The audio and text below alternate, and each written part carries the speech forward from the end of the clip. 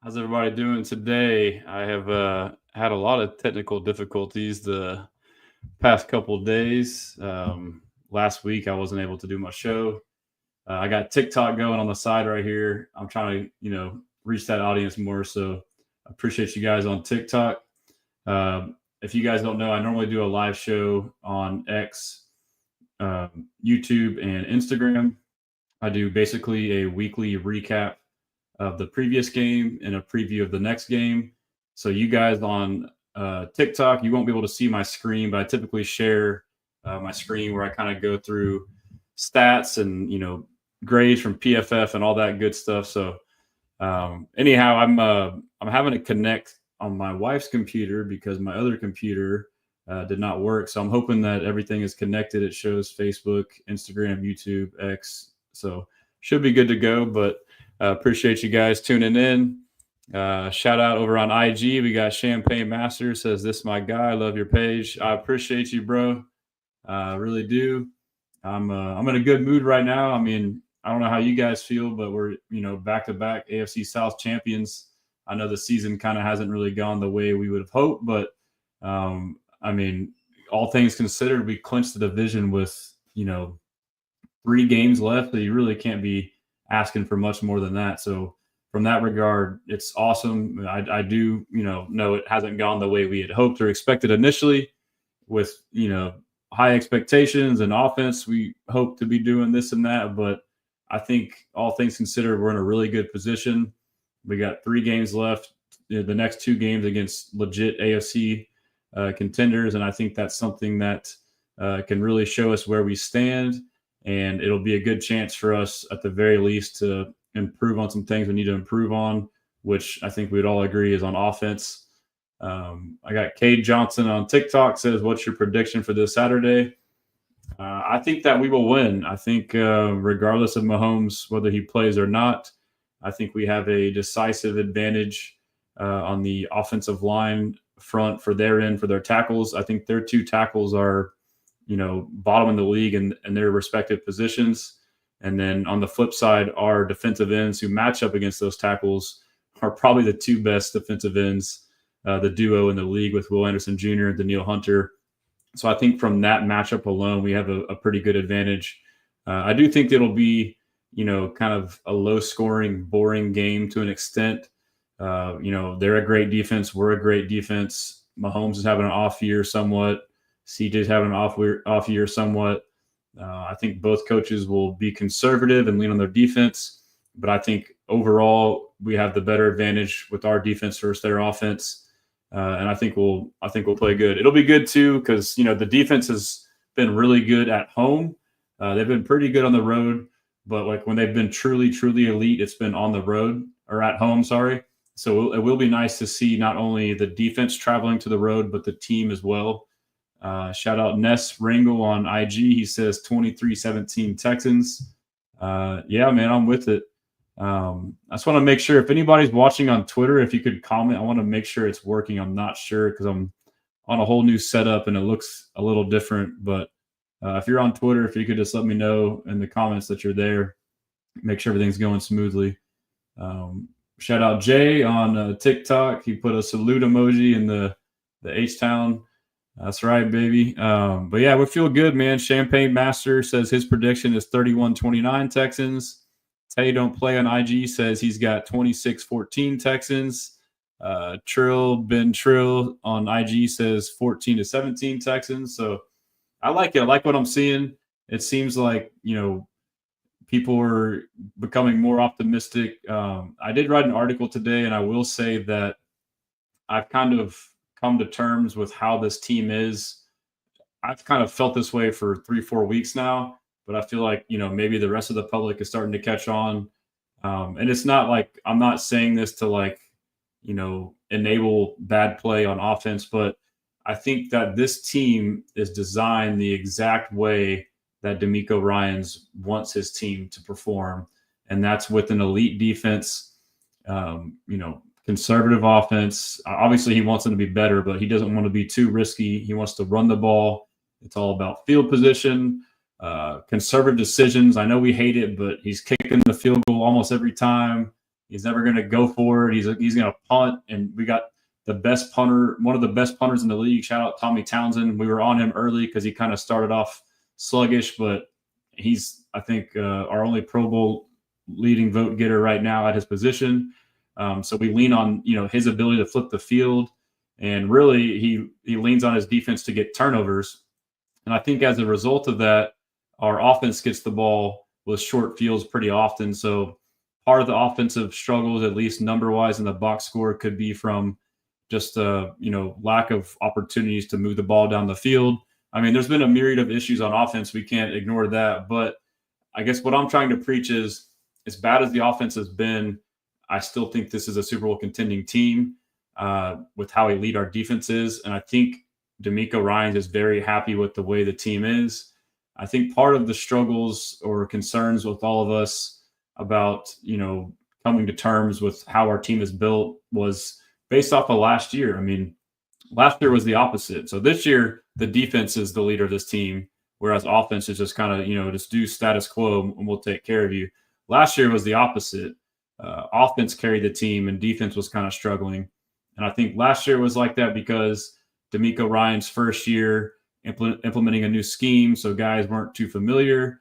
And a big part of it was he didn't have the personnel, the guys that he wanted to have in place. Whereas this year, it's the second year.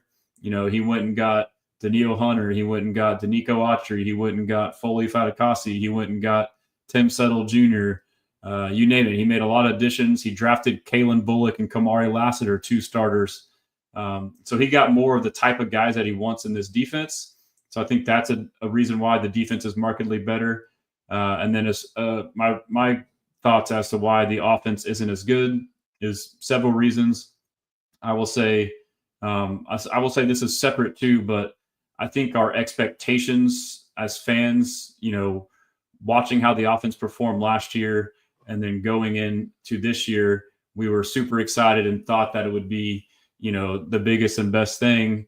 But then also too, we had the offseason where we added, Stephon Diggs and Joe Mixon, and then our O-line's coming back. So we assume, last year we had, a pretty good O-line with a patchwork O-line, and now we're going to get everybody back. Of course it's going to be better.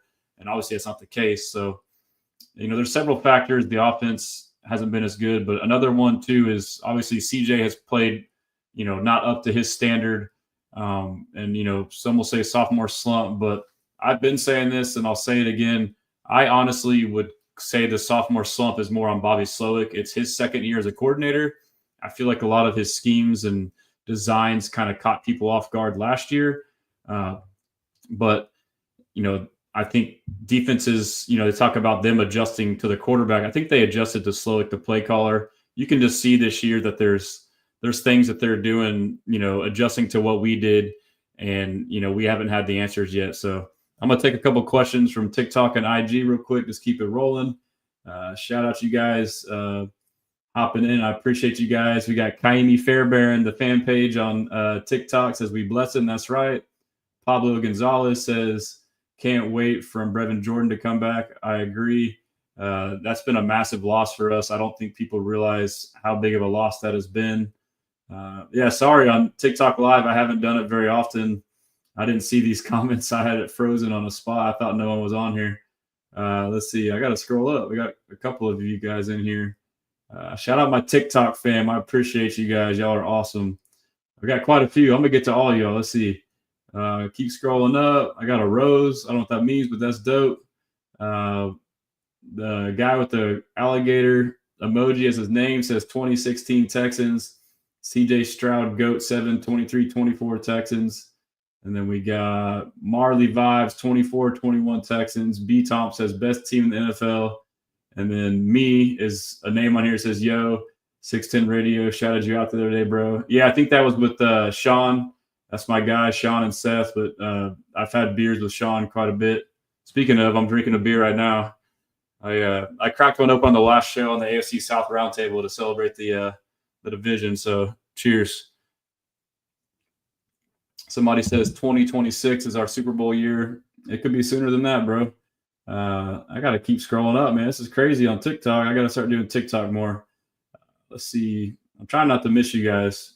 Jerry the Barber says, "What up, GOAT?" Jerry's my guy. Jerry's cool. Y'all should follow him. He's been a day one supporter. Geraldo Garcia, hello from the Rio Grande Valley. That's what's up, bro. Appreciate you tuning in. Chief Media, what's wrong with Justin Tucker, in your opinion? I don't know, man. The kicker position is very finicky. It's crazy that he can be, the best kicker ever, and he can go through slumps too. It's just a great reminder. We got playoff bound as a comment. There's a icon on my head. Hopefully this is still good for y'all and the other ones to see. I got my phone next to the computer because StreamYard doesn't let you multi-stream with TikTok. Big Ant Sports Cars, Texans Nations, that's right. Trandall, shout out Trandall. Okay, I saw all those. Let me scroll back down and get caught up on TikTok here. We got more. Let's see who else we got. I saw that. Chief Media says Hopkins revenge game. That's true, man. That's a big part of this game. Knowing the way Houston sports go, he'll probably kill us. Slizzy21 with the H-Town. Let's go. Someone asked if it'll be snowing. I don't believe so. I think it's mid-30s and sunshine, but that could change. Hoots says fully expecting an offensive battle going to the game. I agree. So you'll be there? That's badass if you'll be there. If y'all don't know, I'm having a watch party with not just me, but fellow content creators. It's going to be myself, tomorrow's Retro, Ruben, Mr. 713, Houston Sports, Harley Dugan, AD. I think some other guys from the H-Town Rundown will be there. We got Texans on 3. So the watch party will be at Tejas Brewery. Obviously, the game's at noon. We'll probably get there. I'll be there early, but, most people start getting there 11:30. It's a 3-story building. It used to be the Buffalo Bayou Brewery. We'll be doing a toy drive. We partnered with Toys for Tots. If any of y'all want to come and you want to bring a toy unwrapped gift to give back to the kids in need in our local community. But yeah, we'll have a live stream going with Ruben. I'll hop on there and, I'll have my shirts. Tomorrow, Retro will have their shirts. And I think for me, the biggest thing is like what we're all pushing is it's like a chance for all of us to get together. I've basically started this journey, where I'm at now. I didn't think I'd be doing this. It's just been natural and organic, but I basically started a Twitter like almost exactly a year ago. And the thing that I've liked the most is all of y'all that we're interacting with now is making new friends that, we all love Texans. So for me, it's to meet up with you guys and put a face to a name for my new friends that I've had. So if you haven't, check out the website, HoustonStressans.com. I can see if I can pull it up real quick and go ahead and RSVP. Like you can still come if you don't RSVP, but it'll help us, kind of get a head count. But yeah, we'll have prize giveaways every quarter. A lot of good stuff, a lot of cool people y'all have all met and talked to. I would love for y'all to come. So let me see if I can pull up the invite on my site here. Let me present, share screen. I need to go to here. And I still think my X isn't connected. I'm stressing on that. I need to get that connected. But yeah, if you go to my site and just scroll down right here, you can see the RSVP for the watch party. I think it'll show that I'm probably already RSVP'd on my end. Maybe not. It's a different browser. But yeah, you can see here all the info. The address is 2101 Summer Street. It's basically like Lower Heights, Sawyer Yards type area. Visit the website. If you got any questions, hit me up. Would love to meet you guys. I appreciate all y'all. Shout out BG and Brandon on YouTube. Let's see. Brandon says, what do you think could be third-year additions for this defense? Man, I haven't gotten that far ahead, but I did start to think about that today, just from the draft alone. I mean, looking at what D'Amico has done with, the people he gets in free agency besides Daniil Hunter and Danico Autry, most of them, and I guess Aziz. I didn't even mention Aziz. Aside from those guys, they're kind of, not big flashy names, and the impact they've had despite that has been insane. And Brandon, I guess you're not on X. If there's somebody that's on one of these platforms that's also on X, could you see if I'm live on X? If not, let me know. Sideline Sarah, what's up? I appreciate you. If y'all don't follow Sideline Sarah, she's just been always like a diehard Texans fan in several group chats with me, and she's always sharing content. And I encourage her, hey, you should, start posting the stuff you find, because she finds, I think her bread and butter is, going behind enemy lines and getting their teams talking about our teams, but she finds all kind of stuff. She posts a lot of great content. But yeah, Sarah, if you can tell me if you can see if I'm on X, let me know. I'd like to get that connected too. I might have to reconnect it. Shout out BG, it's my guy. Appreciate you tuning in, bro. Uh, let's see, but yeah, I mean, feel free to check out the site for the watch party. Would love to meet you guys. I'll be selling shirts as well there. Tomorrow's retro will too. Let me see if I can get a couple comments over here on IG. Let's see, I got to scroll up a little bit. And we said Champagne Master. I know we hate this term, game manager offense. Yeah, it is. I mean, I don't think they want to be bad, but it's just part of the truth, like the nature of how it plays out. RBN Prez says 27-24, Texans by a field goal or any score by a field goal. I could definitely see that. And then Ben Trill says, I think it will be a low scoring game, but my Texans will pull it off. I tend to agree with that. He says his score is 14-17 Texans. I mean, I could definitely see that because the Chiefs, they're not the same Chiefs that we're used to as far as high power offense. Appreciate you, Sarah. I don't know. I guess I'm not getting people on X. She said that X is working, or maybe what I'm looking at is different. But anyhow, we have Tay don't play. Man, the way our defense is playing, we may not need the offense to tighten up. Exactly. So, I mean, that's not what we want to hear as fans. Like, we want to win, as dominant as possible. But that's the thing is we have to remember what I've been trying to point out is that, let's see, Sarah says it's because everyone's in the space. Yeah, that's probably a big reason why. No, she said she'll share the link. No, it's okay. I mean, don't worry about it. I still think it's doing okay. I wasn't sure because I'm on a different computer this time. So, but yeah, back to the point though. Tay don't play was saying, man, the way our defense is playing, we may not need the offense to tighten up. Yeah, I agree. So, and we have to remember too, like that's what I wrote the article about today. And again, I'm not, enabling or making excuses for why the offense has stunk this year. But I think a part of it is like Slowick has had his issues, play calling and design. But I think part of it too comes from the top down from D'Amico. He is a defensive-minded head coach. And so I'm just saying this to like help us remember big picture. D'Amico is a defensive-minded head coach. And so I think some of his philosophies trickle down. He may, have influence on Bobby saying, be conservative here. CJ, don't be risky. Run the ball when we want to pass it and not go for it on 4th and short. I think all those things kind of add up a little bit. Brandon says, might be similar to the Dolphins versus Texans, but Chiefs won't make any mistakes. That is very true. But I think we could turn over Mahomes with our pass rush, with those edge rushers against those terrible tackles, whether it's a strip sack fumble or causing Mahomes into, a scramble and making, a frantic throw. I mean, he's thrown a good amount of interceptions this year. I want to say it's 10 or 11. But I will say, though, the one thing that I'm most worried about, and we'll get into it. Normally I start with the previous game, but we're talking about it now. The one thing I'm most worried about on defense is Patrick Mahomes' scramble ability.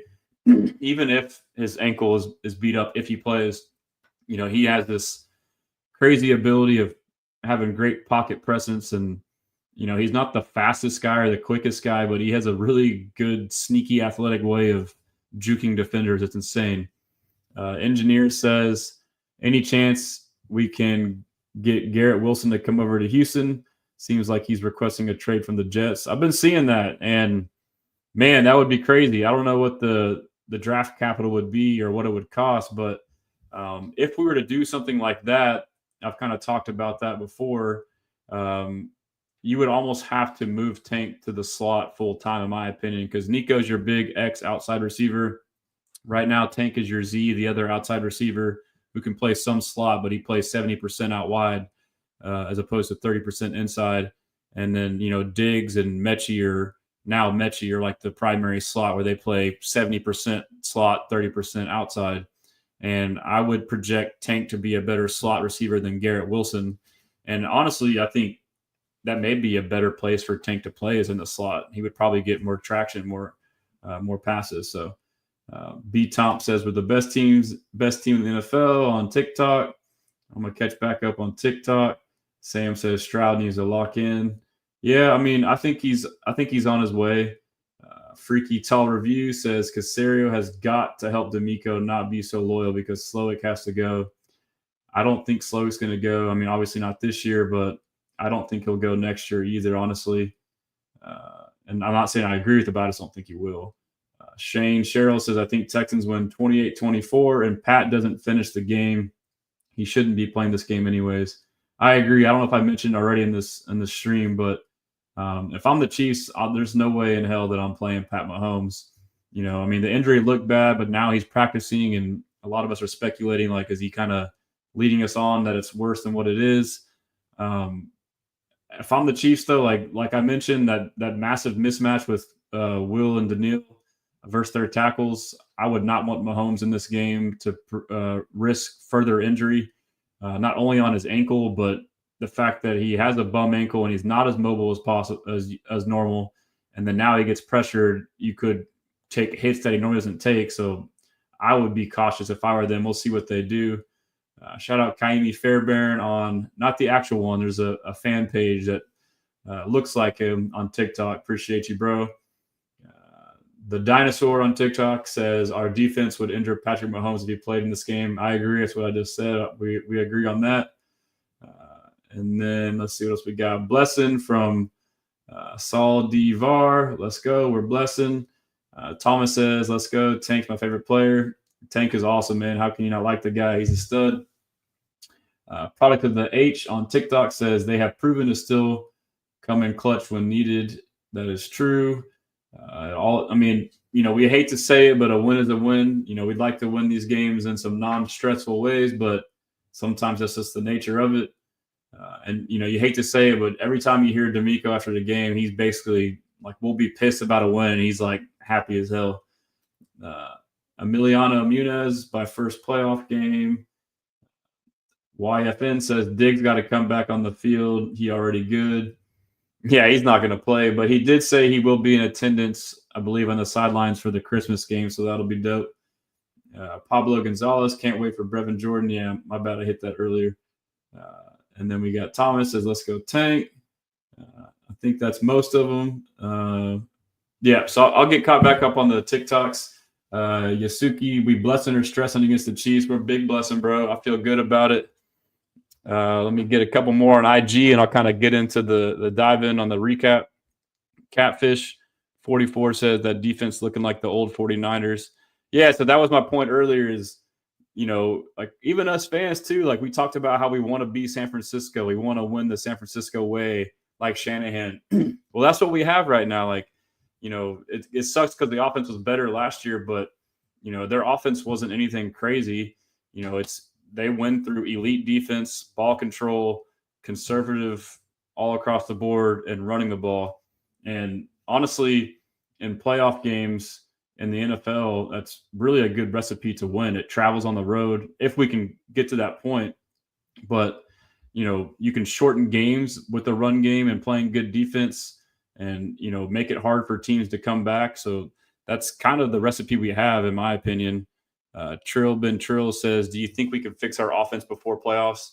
I mean, so I'm just optimistic at heart. I mean, y'all know me, like anytime something's going on, I'm always, you know, that's just, I don't know why I'm like that, but I am, even though I get let down time and time again. But I do think we can fix this offense. And I think the biggest reason why is our biggest problem was the O-line. And you look at what happened last week, you know, and I don't know if, I guess their hand was kind of forced, the situation where they moved. And this was the thing that I proposed as soon as Kenyon Green went down against the Jets. And even before that happened, like while he was struggling, this is the lineup I've wanted all along, was moving Titus Howard from right tackle to left guard, Jarrett Patterson at center, and then Blake Fisher at right tackle. And I've said that for a couple of reasons. The first is, if you look back at last year's O-line, this is the closest resemblance of that. And that O-line last year was way better than what the O-line is this year. So you have LT at left tackle. We had Titus Howard at left guard. We had Jarrett Patterson at center. We had Shaq Mason at right guard. And then now the only difference is we had George Fant at right tackle, and now you insert Blake Fisher. And, of course, when you go from Titus at right tackle to Fisher, yes, there's a drop-off, but a couple things is we drafted Blake Fisher in the second round for a reason, you know. And I know some people were saying, oh, well, he's going to be terrible. Like, he's looked bad this year.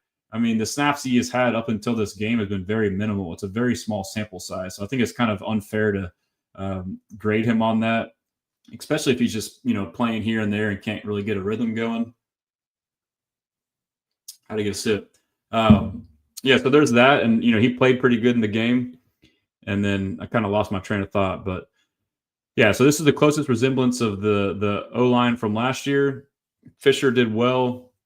We got to see what he has. And I'm glad they made the move. I wonder if they were going to do this regardless of because Juice Scruggs getting injured would seem to be the catalyst for them to do this, along with Kenyon Green. And I will say I did listen to D'Amico talk today on Coffee with Coach with Mark Vandermeer and John Harris.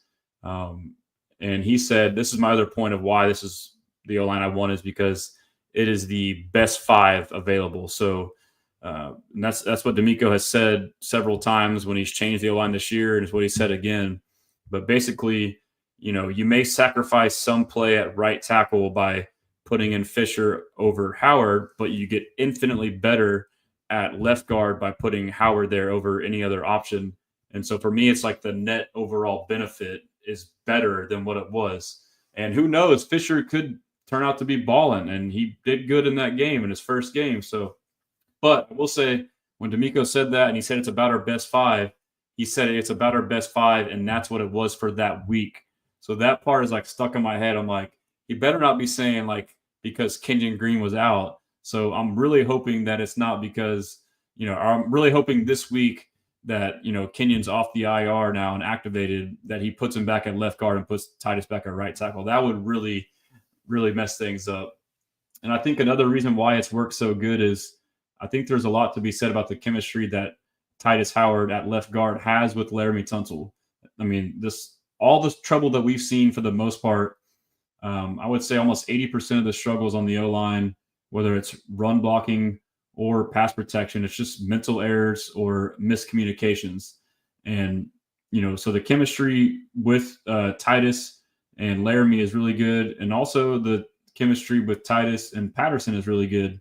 So that fixes a lot of the issues. I can live with getting, just physically beat as long as it's not all the time. So let's see what else we got on the YouTube. We got, let's see. Let me make sure we got back up a little higher. We got Brandon says, might be similar to the Dolphins versus Chiefs with Texans moment. Yeah, we hit that one. My bad. Engineer says, any chance? Yeah, we hit that one too. Brandon, we traded our second round Vikings pick, and it has dropped about 20 picks back since then because of their success. Yeah, that's a bummer. Or actually, no, that's good for us. Yeah, that's true. It's a bummer for the team that traded for it. Engineer, that's fine. Tank has been disappointing this year anyways. Yeah, and I don't know that it's necessarily his fault. I mean, he has had some drops, but I think it's just, teams adjusting, CJ missing him. I think it's just a myriad of things. He's still got the talent. I mean, we saw it last game. He showed the flashes of explosiveness on a couple punt returns and a reverse, so he's still got it. Engineer says, we overrated the skill positions going into this year. Everyone but Nico has been such a disappointment. The Chiefs went and got Worthy and Hopkins to help Mahomes, even the Bills with Amari. Yeah, but what has Amari done? Amari hasn't done jack. Worthy has been pretty good, but he's been hurt. Hopkins, I think he's been okay. He hasn't been like elite for him. The Chiefs are still struggling on offense. I mean, their offense is just as bad as ours, if not worse. And especially Mahomes, he's not playing good. They've been struggling a lot with their tackles, and their receiving core is depleted. I mean, they've had injuries, but Brandon says Fisher moves up to the next level for run blocks better. That's huge. We definitely need that. But I do, so to get back to Trill's question, I do think that we can improve our offense this year, and it's because we are going to improve the O-line. This is the best lineup that I've wanted all along. We got it. They played great. One of our best games this past game, and I would imagine it's only going to get better. And that was against a pretty good D line too. So let's not forget that. Champagne Master, we're going to do a tight end with Stover out, probably Dalton looking lost out there. The solution we had was Schultz and then Irv Smith. I mean, this is one of those things where it's like, a blessing in a disguise almost, because we're forced to play Irv Smith, just like the O-line. Green and Patterson are hurt. We're forced to play Titus at left guard, and it's like the best thing for us. Another situation here is now we're forced to play Irv Smith more, and he played damn good. So that might be an upgrade. And then, oddly enough, another kind of blessing in disguise that happened to us was Jalen Petrie getting hurt. I have been the biggest Jalen Petrie fan. I thought he was playing at an all-pro level, but I think the overall net benefit as a result of him getting hurt helps because, yes, we lost him, a great talent, but Jimmy Ward went back to his nickel role in that star position where he thrives, similar to Petrie, kind of a similar height, weight, speed type of skill set where he's, better around the line of scrimmage. But the bigger part of that is it forced Kalen Bullock to get starter reps back there. He wasn't splitting time with Jimmy. So like that in a weird way kind of had like forced us into a net benefit as well. So yeah, Irv Smith will probably get more snaps there. And then Trill says, if we win this game, I think our chances of beating the Ravens on Christmas are extremely high, being with it's a home game for us. I agree, man. Our defense at home is elite. I am curious about that game, though, because we potentially play them again if D'Amico rolls out like a crazy exotic game plan or if he kind of saves that. But even with that, I think we can still bottle them up. And they also have a really good run defense, but the worst pass defense in the league. RBN Prez says, do you think the pocket passer is starting to fade? I don't know what you mean by that. Like maybe CJ's not a pocket passer. No, I mean, I think he's fine, man. He's still the same guy. I think really a lot of it just came down to not getting good protection and then having a hard time trusting people. Brendan on TikTok says, do you think we re-sign Diggs? I don't know. I think it's 50-50. I would love it. I would like it at the right price.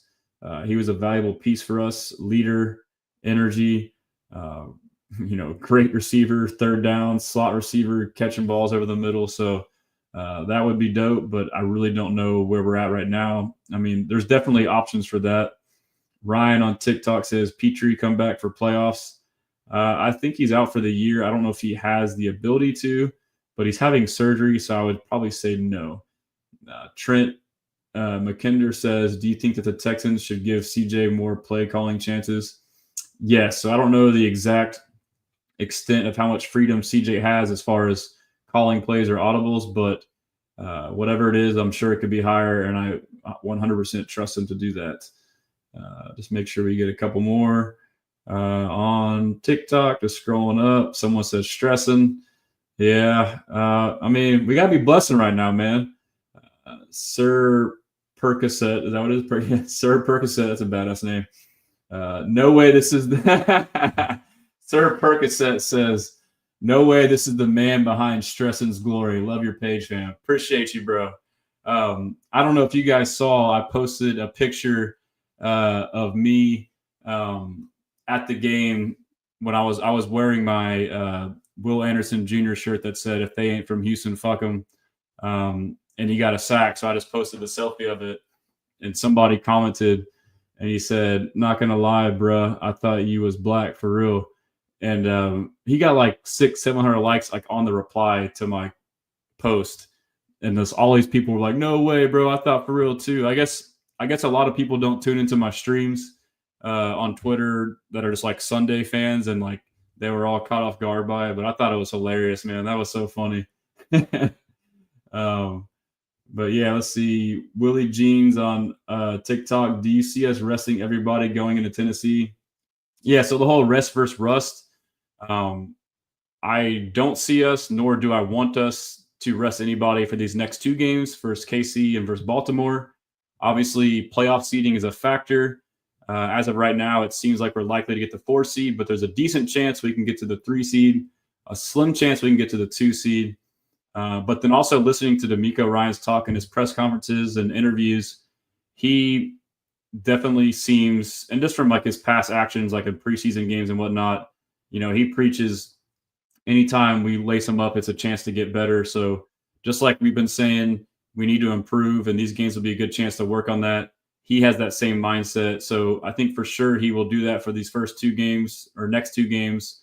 And then I think if we go into the Tennessee game, and maybe we're locked into a certain seed, whichever one it is, I could definitely see him potentially, offense needs all the reps they can get. At the very least, if we're locked into a playoff seed going into Tennessee game, I could see him resting starters on defense or playing them half the game or limiting snap counts for select starters. But offense probably play majority of that. Maybe take CJ out. But yeah, we'll get there when we cross that bridge. But hopefully it's not until that game. That's a good question. PTX Garza, Chiefs haven't scored more than 30 points in this whole season. I feel like that's going to be a crazy game. Damn, dude, I didn't realize that. But I mean, I get it. Like, they have the prodigy, they're the back-to-back Super Bowl champs, but it's just funny to like look at their team and how their fan base and how people react to their team, and then look at our team and see how our reaction is. They're having like a very similar season to us. Only difference is luck on the end of game plays, crazy field goals and penalties and all last second plays. They could very easily have our record and we could very easily have their record. But the story is, and I agree, they are great, that they're great and we suck. And it's like, I think it's kind of in between. Like, I think they're elite, but like maybe not quite as elite as what we think this year. And then we're, not mid, or like, I think we're, around that same tier. So it's just funny how that works out, man. Hoyt says if Mahomes plays, he won't be as mobile. Not saying he won't run, but he'll rely more on checkdowns. That's true. I know he practiced yesterday as a walkthrough. I don't know what their practice was today. They said he played today too. I just don't see that.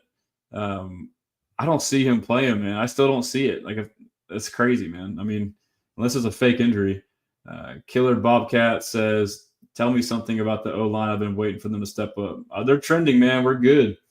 Leslie says, I want him to play, though, because they're going to be saying we only won because he was out. Yeah, and that's what I was saying. I don't know if I said it on here, but it's like if Mahomes doesn't play from like the public perception point of view, it's a lose-lose. I mean, you have to beat him. If you lose, then you're the worst team. And then if you beat him, it doesn't matter. You beat Carson Wentz. It's like, come on, man. So I really want him to play and us to play against him and beat them and get the respect. But, if he doesn't play and we still win, people are still going to underrate us and discredit the win, which I wouldn't mind going under the radar. It's kind of how we are right now. Yellow Bull says, and well-paid refs, just saying. Yep, the refs definitely love the Chiefs. Let me click back over. Crooked and Steep, we live. Let's get it, baby. Appreciate you tuning in, bro. Brandon said run blocks. And then Sarah says, are you bringing tees to sell at the watch party? Do you have extra small and small? Yes, I'm bringing shirts to sell at the watch party. So normally my shirts are like, if you buy them online right now, they go like through my site, through like a third party, and they handle all of it. It does take 7 to 9 business days to be made and then shipped through that service. But I ordered like some blanks and I have a heat press and some prints that I'll be doing myself there. So at the party, you can tell me your size, whichever logo you want, and I can make it right then and there. I do have a couple shirts right here. This is a Z shirt. This one's actually a different material than most of my shirts, but this is the Free Z shirt right here. I don't know if you can see on that one, but we only got so many more weeks to wear that one. Free Aziz, shout out my guy Aziz. He said he might come to the party. We'll see. And this is another one I had in. This is my Houston versus Everybody shirt, which is also Aziz punching Roshan Johnson. Should have been standing there, guy. That was also BS. They kind of hovered around him and expect him not to do anything. So this is the shirt you get when you order online. The style. It's called Comfort Colors. It's a pretty good tee. They're all durable, great quality, very comfortable. Unisex. Sarah want a shirt. Okay. Yeah, I'm gonna hook her up, dude. She deserves it. Engineer says, I'm hoping D'Amico isn't being overly cautious by wanting to run more than rely on Stroud to do his thing with pass protection. And that could be part of it too. Engineer is, as we see the O-line hopefully continue to improve with this new O-line, then we can see CJ get back to himself. He gets more confidence. Maybe the playbook opens up more. I'm very optimistic about it. Alex Roman says, could you make a Sting INT on Hill shirt with words? I could. I actually am working on a Sting shirt now. I won't have Hill on it, but I could definitely do that too. I got a pretty dope one with Sting. And I need to make one with Kamari and Kalen, bro. They're lethal rookie duo. Alex says, Also, cheers, my friend. Cheers. Cheers to all y'all if y'all are drinking. Or if not, come to the watch party. We'll grab a beer. I'll buy you a beer. Maybe not all y'all, but I'll see if I can get some drink specials going. I'm gonna get her one. I'm gonna get her a shirt. Engineer says Diggs is nice, but Stroud constantly brings up Garrett Wilson unsolicited. Yep. And Emeka Abuka is a stud slot receiver, his former teammate. There's some options out there, man. I mean, and the other thing too is we have to remember, one, a lot of people will want to come play, receivers will want to come play with Stroud. Two, there's a bunch of good receivers. Three, Stroud can make almost any receiver look great. I mean, we saw his rookie year. I mean, obviously Tank and Nico were better than we thought, but I mean, he's made some guys look better than what they are. A good quarterback will definitely, lift others, especially receivers. Brandon says, hoping the Steelers beat up on the Ravens a bit before we face them. That is a great point, and I saw that before the year. And I think the Steelers are one of those teams to where, I don't know how it's been this year, but they're notorious for their physical style of play. And, they've been keeping this like record with the Lions this year and calling it the Honolulu flu. I think it fizzled out, but basically the notion is that when you play the Steelers the week after, you typically lose because you're banged up, like Brandon's saying. And that happened with the Lions this year before their defense kind of got hurt themselves. But that's a major factor. A AFC North division game on a Saturday before they play on a Wednesday, that's good for us, man. And then we got Alex Roman says we shut down Goff and Josh. I feel like against good teams, our defense shows up the most when we need better play calling, a little more confident Stroud. Yeah, and so, our defense is elite. They do shut down all kind of players. Just to notate on the Titans game, that was an anomaly. Will Levis, I really think that was a trap game. It's not an excuse, but, we started our season earlier than any team in the league because the Hall of Fame game, like a week and a half sooner. And then we had the latest bye. So I really think we had this long run, and the Titans game was the last game before our bye. So we were running on E, and we had just played on a Monday night. So not only we had the earliest game, latest bye, we just played on Monday night, played a division game at home, running on E. We're probably sleepwalking through practice. Oh, it's the Titans. They suck. God, let's just get them. We were looking ahead to the bye for sure. And we still almost coulda, shoulda, woulda won the game. So, it's excuses, but I think it's good to still keep that into perspective. Brandon says Slowick play calling may have even been the difference. Maybe don't rely on mixing passing red zone touchdowns in prime time. Yep, that could definitely happen. Alex says, I want Ravens to take the top seed so we get Steelers at home. Thoughts? Yeah, I think I would rather play the Steelers, but if we had to play the Ravens, I'm not scared of them this year. I think the Ravens, the idea that all of us have of the Ravens is different this year. We're thinking of them as how they've normally been, but I don't think the Ravens have been what they normally are. They're normally built off of elite defense in a strong game. Their run game's still good this year, but their defense is not the same. Their defense is terrible. I mean, they have a really good run defense, but the worst pass defense. And I feel like people are still looking at them like this same team. They're not. I mean, they get in these shootouts now, so I think we match up well against them. Brandon says, I want Chiefs to get 1 seed so Bills have to play an extra game. Yeah, Bills are hot, man. I want to rematch the Bills, though. Not rematch. We already beat them, but beat them again. Sideline Sarah, I wonder if they benched Shaq for Kenyon because it was reported that Titus was practicing with the guards this week still. That's a really – wow, I haven't thought about that, Sarah. That's a good thought there. Yeah, I mean, Shaq, golly, I guess he just kind of – was Mr. All-Reliable, and this year just kind of been down. He had a couple games, stretch recently where he came, played better, and I think he played okay last game, but he's definitely not, at the level he was. But, I mean, that's something, yeah, that could happen. I didn't even think about that. He said that's wild. Wood. Brandon says Hawk and Lock. Yep, that's the nickname. So I know they use it, but I need to reach out to them and ask if I can make that into a shirt. Sack says Chris Boyd, CB1. Hey, Chris Boyd's a baller, dude. he's great on special teams too. Silent Sarah, do you know who asked the question about Diggs to CJ? It was on Diggs to CJ. I don't know who the reporter was who asked that. I'm not sure. Carlos, shout out my dude. Keep up the great work, bro. Blessing. Appreciate you, Carlos. If y'all don't follow Just Fans 22, he does great work. Brandon says Ravens don't have that defense they had last year. Bills defense isn't great either. Yep, that's it. I agree, man. I mean, look what we did to the Bills early in the year. He says Bills ranking by yards a game on defense and offense makes them look bad, but they had the turnover differential going for them.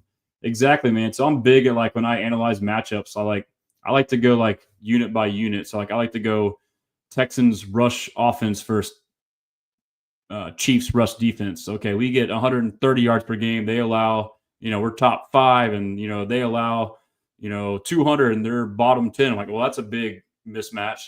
But when I do that, I look at the Bills each week and I see their yards, and what Brandon's saying is true, is like they're middle of the pack on offense and yards per game and yards per game allowed on defense. But then like their points scored and points allowed, to me, like that screams an anomaly and like it needs to regress. Like that tells me that they may not be as good as we think. Like they are maximizing everything. They're getting big plays. They're getting turnovers for touchdowns. I think they will regress, and I think they're not quite as good as what we think of, but they're still rolling. But I agree with all that. Crooked and Steep says Bills handled up on the Lions.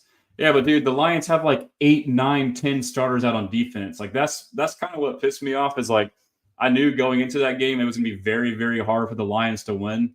They literally had like 2 or 3 starters left on their defense, and any team in the NFL like that is not going to have a chance. Going against the Bills, Josh Allen, who's like, playing his ass off. I mean, you just knew he's going to put up 40. But I feel like a lot of people are just like, oh, they beat the Lions' ass. Like, they're awesome. But yeah, but that's the Lions team that they played is nowhere near the same as the Lions teams we played. And we had a lot of injuries against the Lions too. So you got to kind of keep things in perspective. Alex says, is Bobby getting held accountable, you think? Yeah, I think so. I mean, there definitely is the fact that D'Amico like seems buddy with him and nice, but I think he is. I mean, I guess as much as he can be, like I guess it's a tough deal where you don't just, I mean, like at what point, like how productive is it to like go in there and chew him out? Like, like is it going to be counterintuitive and just make him worse, or do you be encouraging? I would imagine D'Amico is pretty positive. He seems to be a positive guy. Engineer says, for real, the media love to ignore the facts. They're missing their whole defense. Yeah. Brandon says, Lions onside kick cost them. Yep, could have won it. But yeah, the Lions, the fact that they were even in that game, Dan Campbell, he's an awesome coach. He knew that they had to score a shitload of points to be in it. And then the win they had the week prior against the Packers, to me, that was like one of the most impressive wins I've seen all year, because that was the first game they played with like nobody on defense, and they still found a way to win it by scoring a shitload of points, getting creative, calling trick plays, being super aggressive, going for it on 4th down on his own end.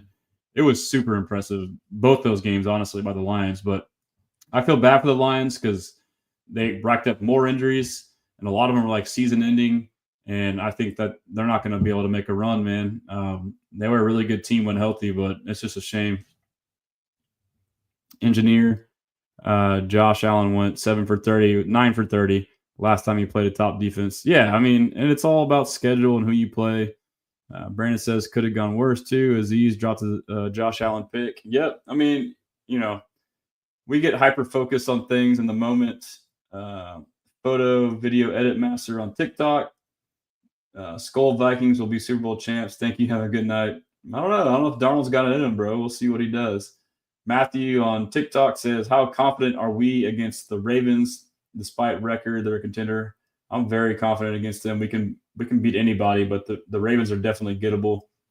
Yellow Bull says 2025 draft and free agency will be O-line heavy for sure. I hope so. Isaac says, I just want them to stop with the screenplays. Also, end arounds not working. Yeah, man, some of those screens, we suck at screens, especially the wide receiver screens. Only throw those to Nico, not Robert Woods, please. Santana injuries hurting us a little. Yeah, I mean, but we're about as healthy as we've been all year, though, to an extent. Woogie Boogie says, for sure, Detroit game. Leslie says, all the games we've lost really could have won except the Vikings. Yeah, that's what's crazy about our season is, um, you know, there's a lot of games we could have, should have won, and there's some that we could have, should have lost. But, again, that it sounds like, that's just D'Amico likes it to come down to that. Sarah asks, "Are you still making a Joker Aziz tee?" I can. I mean, do you think there would be a demand? If you think that people would want it, I'll make it. Yeah, I kind of like started to, and I kind of got burnt out. I've been doing so much. Uh, Alex says Ravens and Texans got same record, but we got talked down like we don't deserve it. What a shame. Facts, dude. Everyone wants to say, "Oh, the Texans lost to the Titans and they lost to the Jets." The Ravens lost to the Browns and the Raiders at home. Like, come on. Like, it's like, I guess it's all based off the past, because they've been good recently, but I don't know. Brandon says, are there some tells on our screenplays that our coaches haven't caught on to? It's got to be something, man. I mean, I think a lot of our issues got to be stuff like that. AJR, cheers, my boy. Appreciate you, bro, on IG. Yeah, this is I kind of like just doing it like this, just interacting with you guys, because whenever I watch stuff, I like to be involved in the convo. But we can get to some of the stuff. It's already been 50 minutes of just, kind of shooting it back and forth with you guys. But, as we do this, we cover most of the topics anyway. So it's kind of the same thing. Bilo says Texans win only if the run gets going early and defense keeps being defense. I agree, bro. I agree. He also says if offense can get it going early, either passing or running, then it's going to be tough. I agree. He says stressing big time. And, like another key for me, like always, is that lately what I've been harping on is to pass to open the run. And I've thought Slowick has done pretty good the past couple of games play calling. And he's kind of done that in the Jaguars game and in this Dolphins game. He's come out early, spread it out, quick game, short, quick, easy completions, get some momentum going. And it's worked. So, Warren Smith says, tell him Texans don't fall for the okie dokie. Not sure what that means, but J-Rod 75, first thing they should do is fire the line coach this offseason. I think we all agree with that. That's crazy is they kept an O-line coach that has never coached the zone gap scheme. So it's like not only are the players learning it, but the O-line coach is learning it. I mean, RBN PRZ says my concern is tight end blocking. Yep, I agree. We need a big mauler, dude. We missed Brevin, but even then he wasn't the best. He was still better than what we got. Jibbo the Kid on IG says, I kind of like us more versus Chiefs than Ravens. Yeah, I can see that, dude. RBN says, I want to see the O-line getting to the second level for Mixon. I agree. Getting stopped behind the line of scrimmage is an eye roller. Yep, and negative plays, man. I mean, we hear it like penalties, sacks, tackles for loss. I mean, they're drive killers, man. Let me hit a couple more comments, and then we'll go through real quick Dolphins game. We've already been through it, but if we beat Mahomes at Arrowhead, what can they say then? That's what Alex said. Facts. That's why I want him to play, and I want them to beat their ass, dude. Brandon says, you think Calais Campbell actually makes a move before playoffs like he said? Could he be extra depth? Yeah, that's crazy. I mean, he's probably got one. It might be his last year. Maybe he plays another year or two. But, I mean, he probably wants the Super Bowl ring. I don't think he has one. Or if he does have one, he wants another. I mean, I would add him. Shit. But, our D-line's pretty stacked, bro. PG, that's wild with the O-line coach. Crazy, man. Shout out PG, my guy. Appreciate you tuning in, man. We got to have Mahomes, bro. Yeah, for sure. Calais Campbell is 38, which is insane. Yeah, and he's still a freaking beast. Need that Mahomes pack. That would be sweet. Couple more on IG. Cultured Insight. I think I like us better against Denver in the first round. Yeah, I mean, I would, if I had to do like a pecking order, I would say Denver first, Chargers, Steelers, Ravens. If those are all the potential teams, that would kind of be how I rank them. But really, I think a lot of those teams like Steelers, Ravens are kind of similar as far as difficulty. Denver, I think, would be the easiest, and they're still a good team, and no team's easy. But regardless, I like our chances against any of them, especially at home. I mean, y'all seen it. Y'all been there. The game against the Browns last year, NRG, that place was popping, bro. Henry J. Mack says, should the Texans have a chance to sign Garrett Wilson on the Texans? Yeah, it would be a trade, and I would love it. We talked about that. And I think that, that would mean that Tank Dell would go into the slot. All right. Let's get a couple we'll go through the box score real quick. I did want to notate a couple things that I observed from the game. It was probably annoying. I always try to be the silver lining optimistic guy, but I'm going to point out a couple things to y'all to say, hey, maybe what we thought was bad wasn't as bad, just from game flow. It's always good to go back and kind of go through it, and I can just press this button right here and see what really happened. But let's go to our game versus look at the Chiefs. They won 21-7. Low scoring game against the Browns. But yeah, we shut down Tua. It's a damn if you do, damn if you don't. Before the game, it's oh, y'all, we're going to get torched by Tua. He's going to kill us. We suck. Or other people say that. And then we crush Tua. It's yeah, well, it's Tua. He sucks. It's no, you can't win either way for some people. It's no matter what, it's a negative spin. We dominated Tua, and Tua was playing really good. But, we don't get any credit. That's all good. But yeah, real quick stats. Let me zoom in a little bit for you guys. So, you look at this right here, it's going to look bad, but then you go through the play-by-play, you realize, okay, it's different. But, yardage-wise, we got outgained 224 to 181. So you see that, and oh, we suck. Passing 172 to 104, rushing 52 to 77. I think most of those were from that fake punt. So, offense really didn't do a lot, but they made plays when they needed to. They were 4 of 13 on third down. We were 5 of 13. They were 2 of 2 on fourth down. We were 1 of 1 on fourth down. Red zone, they were 1 of 2. We were 2 of 3. That's pretty good. And they had 4 turnovers. We had 1. And I was going to point out, too, one of the red zones was before half, after the Kalen Bullock pick, which was an incredible play. Got tackled at the 4 by an incredible hustle play by Mostert, or A-Chain, I believe. Anyways, we had to kick the field goal on third down because the clock ran down. So it's that's not really you can't knock us for not converting there. We only got to run 2 plays. So it's just stuff like that. You look at the overall view, oh, we missed here, but it's you got to dig a little deeper into it. But, come out. Our first drive I thought was great. Woods had that fumble on the screen. Blake Fisher made a great fumble recovery on it. And then we had a 3rd and 2, and I just didn't like this. I don't know if this is probably CJ's decision, but we threw that wheel route to Mixon on a 3rd and 2. I don't know if that's the play call or if that's the decision. I would say even if it's a bad play call, I think – so this is where I think Stroud can get better, is situational football. It's all right, dude, 3rd and 2. I feel he always wants to go for the home run. Get the first down. Just get the first down. You need 2 yards. So, take a quick check down, or just run the ball. Part of it could be play calling too, but, at a certain point, if you have the ball in your hands, you're the decision maker. And I don't know if we preach this enough, but it's even if it's 2nd and 1, if it's 1st and 5, 2nd and 5, 2nd and 1, always get the first down.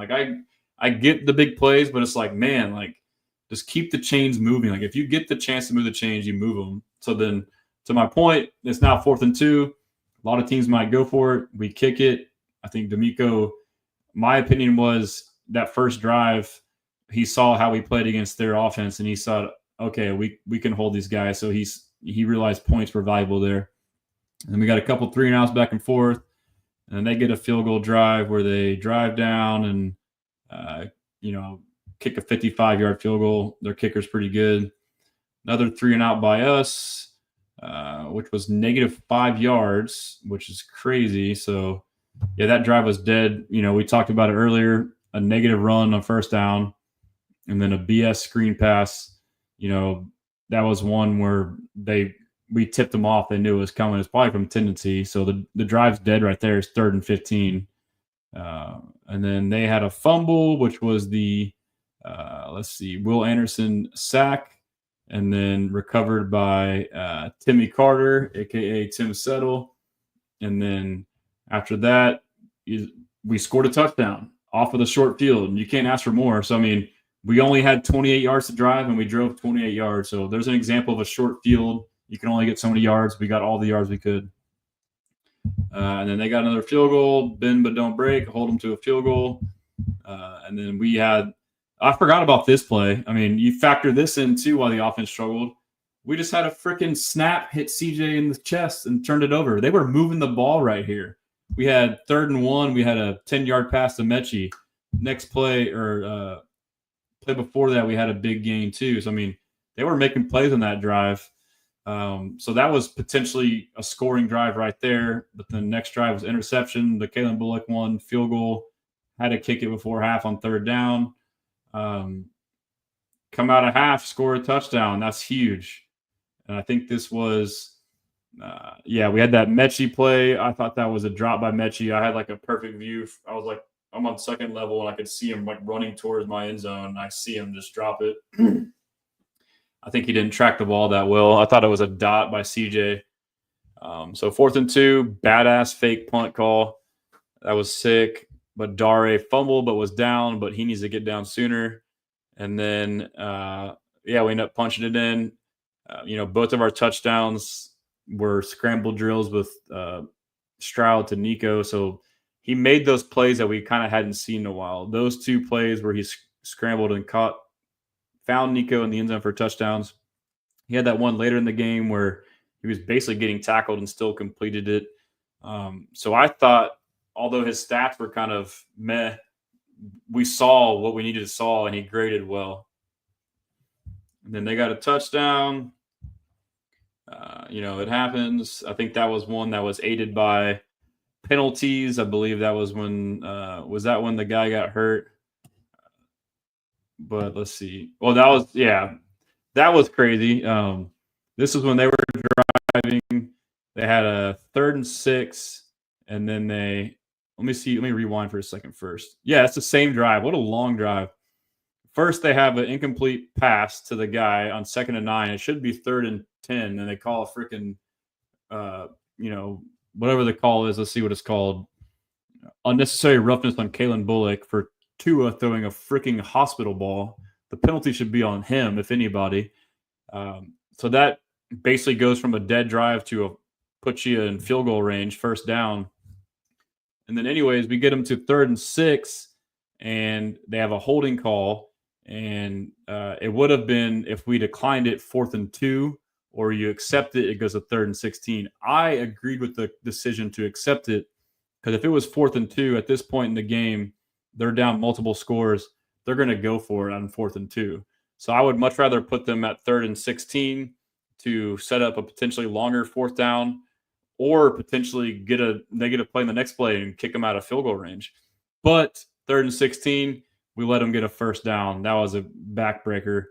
And then they get a 1st down, and then they come back down 3rd and 9, and then they get to 4th and 7, and they kick a field goal, and then we went off sides. So they took it off. Now they went for a 4th and 2 touchdown. It's like, that was just a weird drive, man.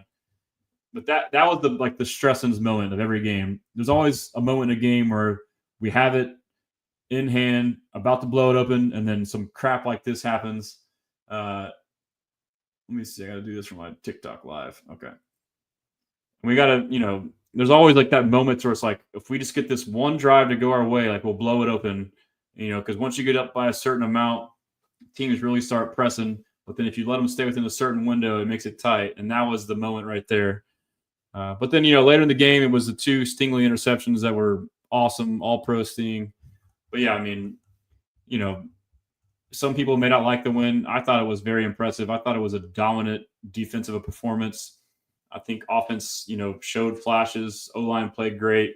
CJ stats, 18 of 26 for 131, 2 touchdowns, sacked 4 times. I think one of those was not really a sack. He kind of stepped out of bounds. And I think, honestly, another 2 were probably on him for holding on to the ball too long. He had a rating of 106. Tua 29 of 40 for 196 yards. So he had 11 more attempts and he had 60 more yards. I guess his average was pretty similar, but the 3 picks, 3 sacks on a guy that they don't allow any sacks because they get rid of the ball super quick. That's very impressive. Not much else to look at. I mean, rushing 12 for 23 for Mixon. That's not good. But we also shut down their rushing. And let's go to PFF grades. I'll hit a couple more comments for the time being. We got some spamming going on IG. Let's see what we missed. Who did we miss up here? Scrolling up. We got Midnight 5 says, I think all 3 final games could be won. I agree. Cultured Insight, I answered that one. RBN, long day for me. All I needed was a couple beers, and then I tuned in. Knocked back 6. First time tuning in. Thanks for the content. Damn, bro, you're a savage. You knocked back 6 in an hour? This is my second in like 2 hours. I don't know if that's worse for me or for you, bro, but I appreciate you tuning in, man. Follow me. If y'all don't, I'm on all social media. Right now I got Instagram, TikTok, and I got YouTube and X right here. But yeah, I'm at Texans Commenter on Twitter, TikTok, YouTube, and then it's at Houston Stressans on Instagram, Facebook. And my website, HoustonStressans.com. We can peek at it in a second. You know, I write articles. I got a store. If anybody wants to write articles, you're more than welcome to just hit me up. I'm always looking for people to contribute, and it's a good way to get practice. You know, it's just, you know, it's there as a tool for anybody who wants it. I post a bunch of stuff. I do my show once a week, weekly. Wednesdays are my big day. I kind of cram it all into one, but Wednesdays I go on air with ESPN 975 for a weekly segment, about 30 minutes for Blessing or Stressan with the Killer Bees, Jeremy Bonham and Joel Blank, and Brian, the producer. And then I do the AFC South Roundtable roughly 8:30 on Wednesdays with Ruben, Harley, and AD. And then I come on here afterwards, and sometimes it's hour and a half. You know, usually goes longer than I plan on doing, so I just enjoy the interaction. So Henry J. Max says, which team should draft Ashton Genty, Texans or Cowboys? I mean, the Cowboys need him more than we do, but I would not mind him. But I think he's going to go way too high. Cultured Insight, it really feels like our coaching staff has a hard time making adjustments at times. I agree, especially on offense, coming out of half for sure. Henry J. Mac, should the Cowboys draft a running back, O-line, or wide receiver? They need to draft an entire football team. They suck. HTX Alberto says, okay, nice. Then he made some weird thing. Okay. He's spamming me. Was there any other ones? SDS35, keep it up, brother. I appreciate you, man. Appreciate you. Let's hit a couple more over here. Brandon said, I think we hit that one. Or maybe we didn't hit that one. Let's see. Brandon says, I would forgive Garrett Wilson for his ridiculous catch if we brought him in. Yeah, ridiculous catches. And then Sarah says, let me go look who asked the question to CJ because I have another hot take about Diggs. Yeah, let me know. Let me know what it is. Brandon says, Achane was the only one catching bulk on that play. Yeah, that's that, 4.2, 4.3 speed. Sarah says, hot take number 1. Tim talked about Pat on Monday because they want him to play, and shit talking causes pressure. Same mentality, would rather beat Pat than Carson. Hey, that's poking the bear, making him show up. I liked it. I can see that. Engineer Stroud's sack pass was a top 5 play of the season. Yeah, dude. So he still got it, bro. Engineer says, I still believe Stroud is the most talented passer in the league. A rough patch won't change that. For sure. I mean, you put any other quarterback in his position with this O-line, and, you know, some of it's on him, but, like, you know, it's one thing to not get blocking. It's one thing to not get blocking, like, on unabated rushers. Like, it's one thing to get beat, like, in 2 or 3 seconds, but, like, to get beat in, like, 0 seconds, like, snap the ball and boom, like, and have that happen over and over and over, like, who wouldn't be comfortable back there, you know? Like, it's got to have an effect on you. Brandon says, I saw Fisher moving around on some run plays and thought, yeah, there's no way Howard gets there to seal that block. Yeah, and honestly too, like I think Howard might be a better guard. I know people say he didn't play that good last year, but I mean, the way he's built, he's more of like a bull, like he's, longer and taller, but like he's got that ability to be a pretty good guard. And I think mentally too, like he has the ability to, know when to pass off blockers and pick up block or defenders. H Town says the pass Stroud through the tank while going down was nice. Dude, that was insane, man. That's what I'm saying. He still got it. And then Cultured Insight says, I'm really getting tired of the drop hip tackles on Mixon. Yeah, that's just crazy, bro. Like, the league is a joke.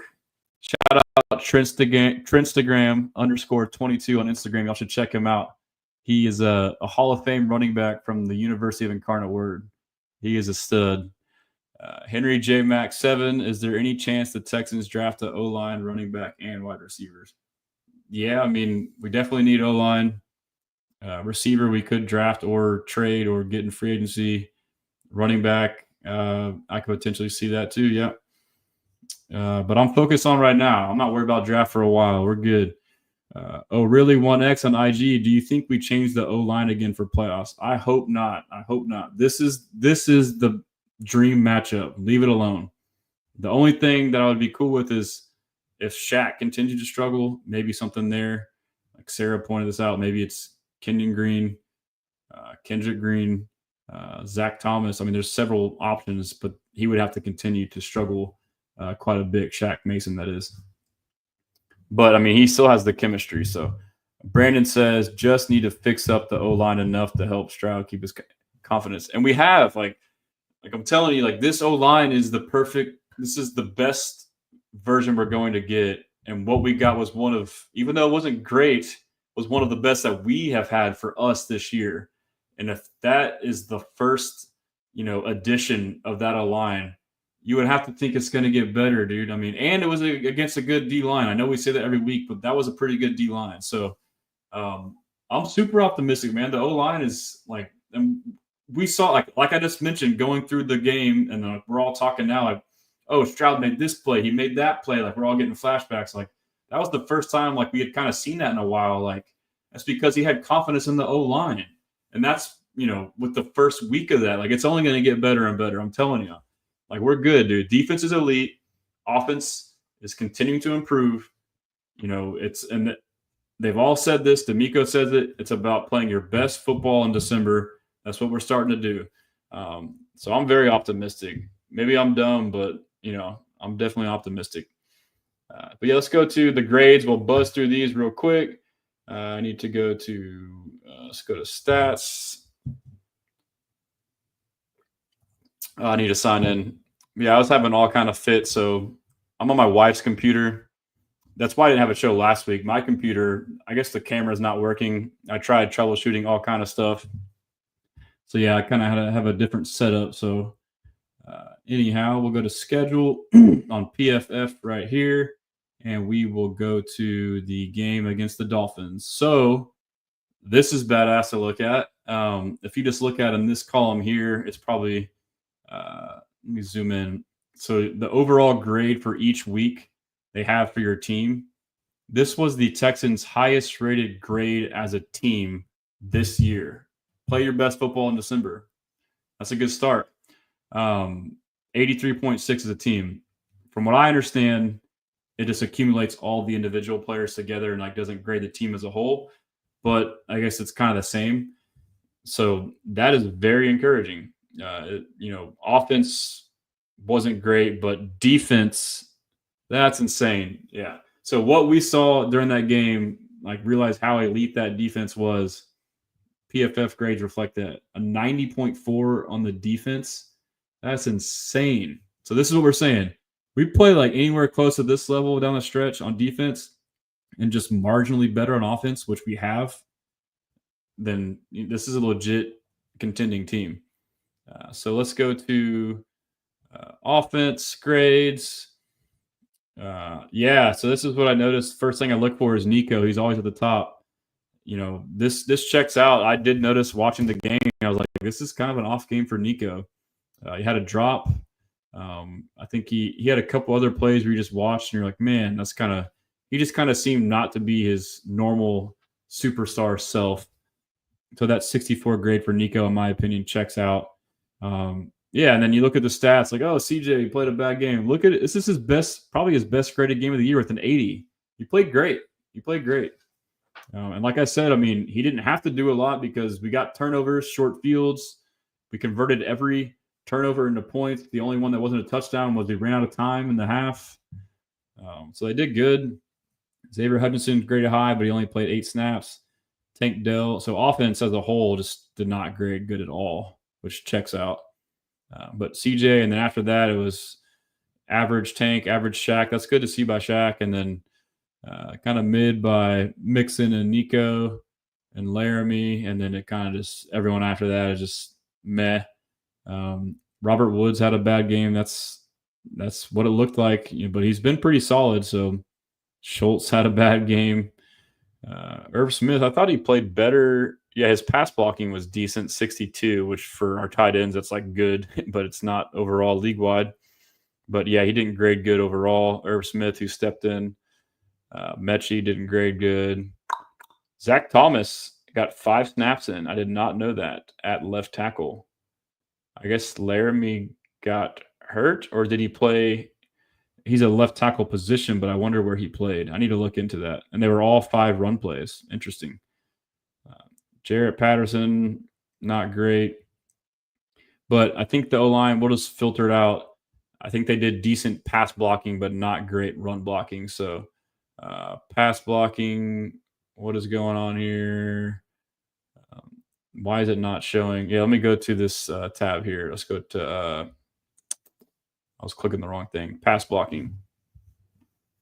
Mixon, good pass blocking. Tunsil, pretty good pass blocking like always. Patterson, not bad. 69, nice. Titus Howard, 69, nice. Irv Smith, 62, not bad.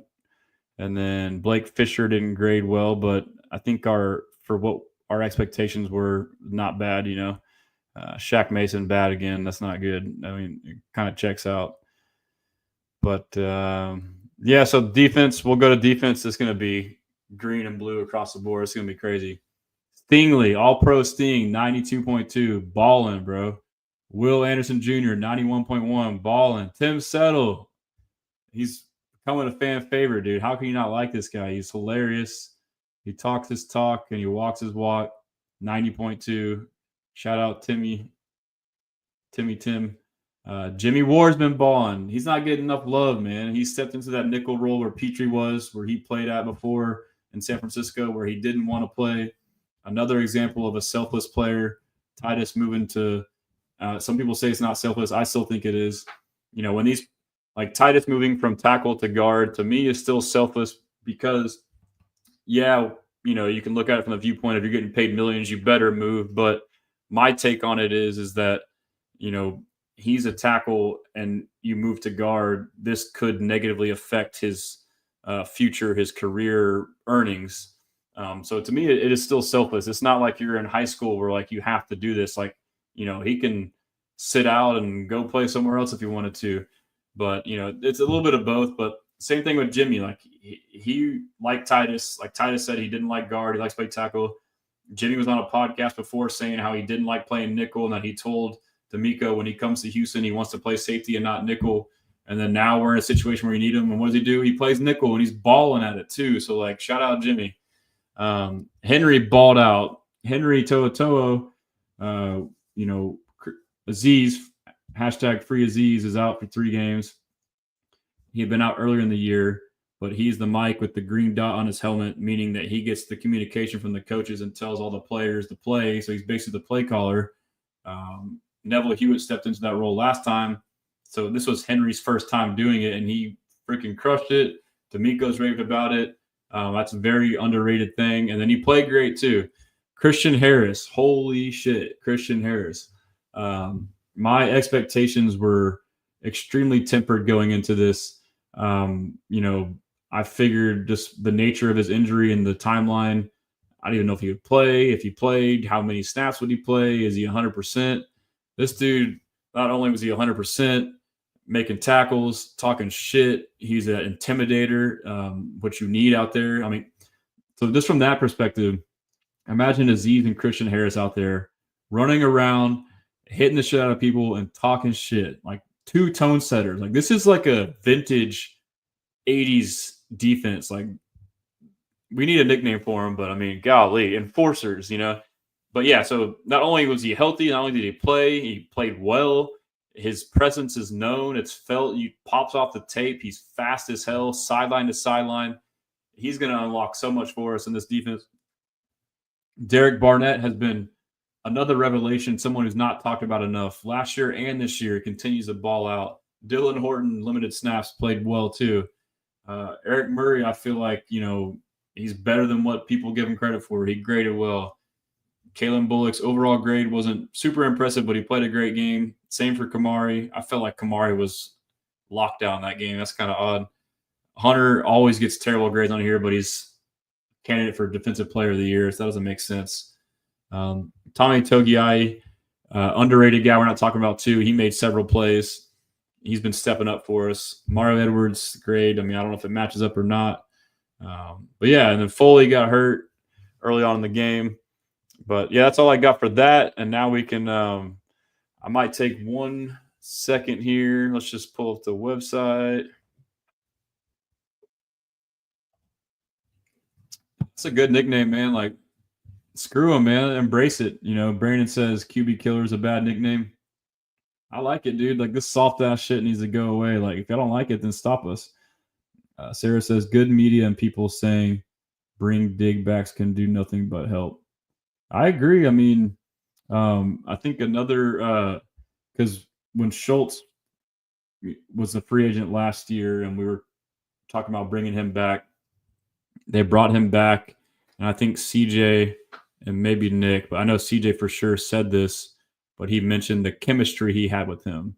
So basically he was like saying like, we just started getting our chemistry going by the end of the year, and now I'm like going to lose this guy. So like it is like, investing in something and then just getting rid of it. So like same with CJ and Steph, he was saying that in the presser that we're talking about, that they had just started getting their chemistry going. Like we were just getting clicking. So it's like you almost don't want to restart with the new receiver. Like you already have, because that stuff matters. It takes time to be on the same page, get to know each other, like a bunch of like minute details that go into that connection. So that could definitely be a factor on Diggs coming back.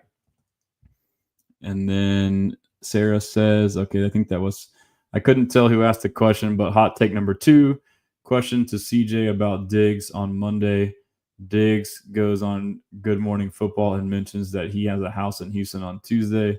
I wonder if he's in contract talk right now. I mean, Sarah is the investigator and thinks of stuff that I don't think of. And then when she brings it up, I'm always like, that's a very good point. I could see that. I hope so. I would love it. And then Brandon says, if Diggs returns for a year, does the cap stack? Yeah, I guess they would defer it because I know we owe them a certain percentage of dead money. The villains nickname for defense. We need something, man. That's not bad, but there's got to be a good one out there. I think we can all think of it. But yeah, on the site, I'll show you my store real quick. I added some new items earlier today, and if y'all ever see anything y'all like and want it, like in hats, like I've only done shirts, but I can put anything I do like in any kind of product, honestly. But I added the Houston versus everybody today, and I got it in different color variations. I haven't added all of them, but I think it's pretty dope. Kind of leaning into that. That's kind of the mantra, but it's kind of funny too because I thought of that. Actually, I trademarked it, and I've been using it like when I tweet and stuff.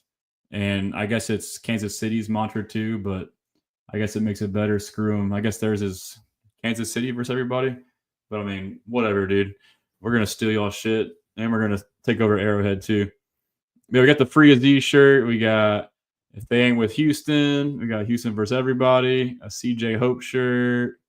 Depending on business. H-Town. This is the best one. 713. And I got some stuff coming out too. I got other sports. I got a design dropping real soon. But yeah, I got my logo on stuff. I'll probably add more stuff to it. But oh yeah, Texans media. God, I've been so busy. I'll have to. I have my guy working on this, so basically I added all this stuff, but it's supposed to be where you can now have your profile on here. And it was supposed to be like if you had X, it would link it in here. I need to follow up my website guy. I'll probably work on this next week, but like I have big goals or visions with this. I think that on this website, like this is a very valuable tool where you can have like your own profile essentially. But let me see, and you can search. If you don't see your name on here, feel free to do it. You can click this add or update your links button right here on the right, and I can go and do it for you. But let's just do, I don't know if mine, yeah, let's click on mine.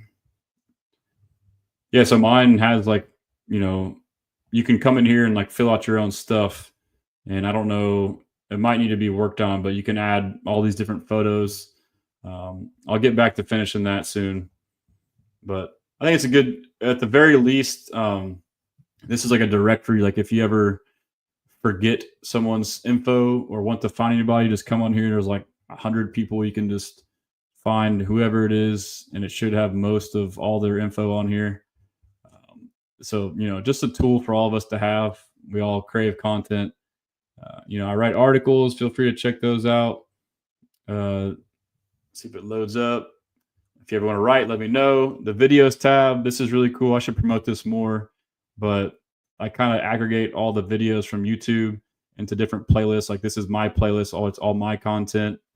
National media, all the big pundits talking stuff.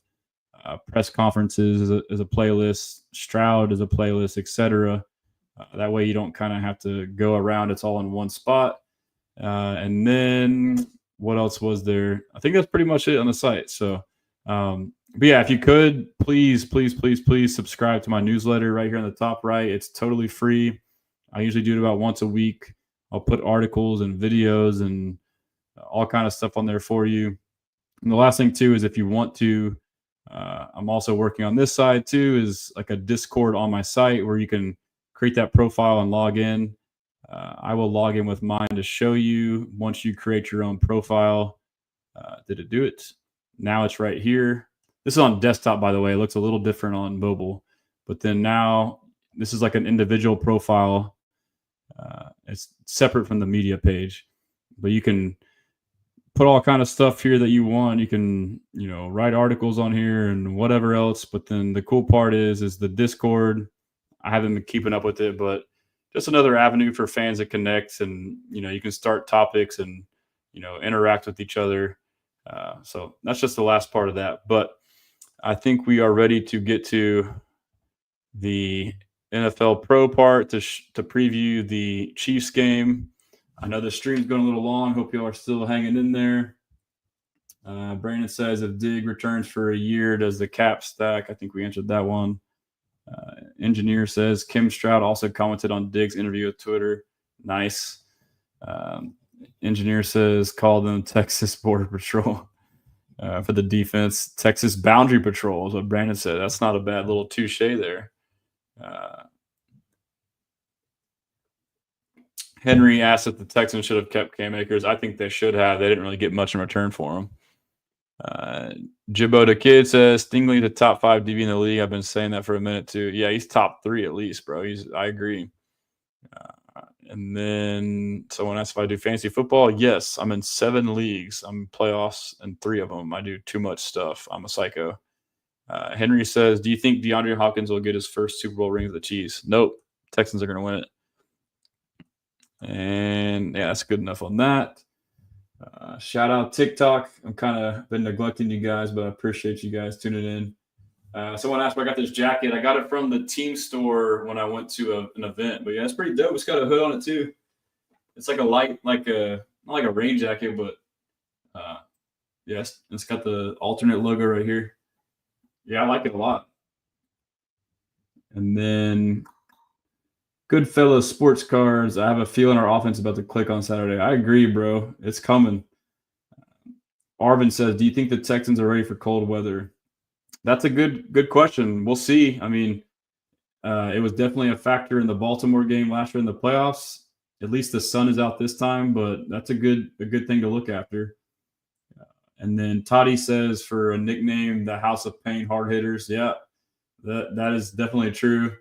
Dr. Pepper Crow says, Hey, don't think about beating my Chiefs on Saturday. Sorry, bro. We're trying to think about it. We need to. We need to take that next step, man. Let's see if we got any else on here. A quick scroll for Donovan says, "Hey, fellow Texans fans, Bonafide G, crazy how O-line did good or okay versus Dolphins. CJ still got sacked 4 times. Yeah, but like on those 4 sacks, one was like walking out of bounds, and then like 2 were on CJ. But it's also like the bar is so low, so it's trending in the right direction." Manuel says the whole offense needs to keep the same energy throughout the whole game. Second half, they struggle. Yep, I agree. Consistency, and it's always something. It's they say it's execution, it's a penalty, it's a drop pass, it's this or that. Something always pops up and stalls the drive. So I got invited to co-host on TikTok. I don't know what that means, but sorry, bro. Yeah, let's get to the good stuff here. This is my favorite part, and it only took us an hour and a half to get to this point. So cheers to you guys. And I'm still sipping on the same beer.